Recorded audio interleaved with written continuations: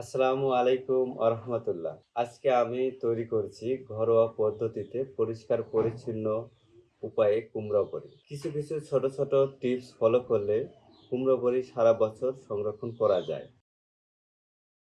প্রথমে মাসকালের ডালগুলো খুব ভালোভাবে ধুয়ে নিচ্ছি। বড়ি সাদা আর সুন্দর করার প্রথম শর্ত হলো ডালটা কয়েকবার পানি বদলে বদলে একদম পরিষ্কার করে ধুয়ে নেওয়া। এরপর আমি পর্যাপ্ত পানিতে ডালগুলো সারা রাত ভিজিয়ে রাখবো।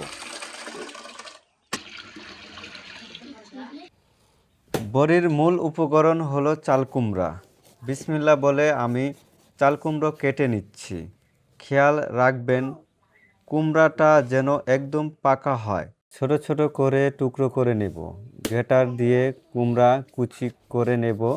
এরপর এই কুচি করা কুমড়া থেকে সবটুকু পানি নিংড়ে বের করে নিতে হবে। আপনারা দেখতে পাচ্ছেন এখন আমরা গ্রেটার করার জন্য সবগুলো চোষা ছিলিয়ে নিচ্ছি। এখন আমি গ্রেট করে নিচ্ছি। এই গ্রেট করা শেষ হয়ে গেলে আমি পানি দিয়ে ভালোভাবে ধুয়ে সারা রাতের জন্য ঝুলিয়ে দেব। এখন আমরা ব্লেন্ডারে হালকা ব্লেন্ড করে নিয়ে পাটাতে পিষে নিচ্ছি। আর কিছুক্ষণের মধ্যে আমরা কুমড়া বড়ি দেওয়া শুরু করব। হাত দিয়ে ফেটাতে অনেক কষ্ট হয়, এই জন্য ড্রিল মেশিন দিয়ে আমরা ফেটিয়ে নিচ্ছি।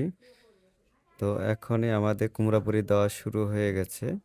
আশা করি আপনারা সবাই দেখেছেন শুরু থেকে শেষ পর্যন্ত। সবার সুস্বাস্থ্য কামনা করছি। আল্লাহ হাফেজ। আবারও আমরা পরবর্তী ভিডিও নিয়ে আসবো, সে পর্যন্ত অপেক্ষায় থাকুন।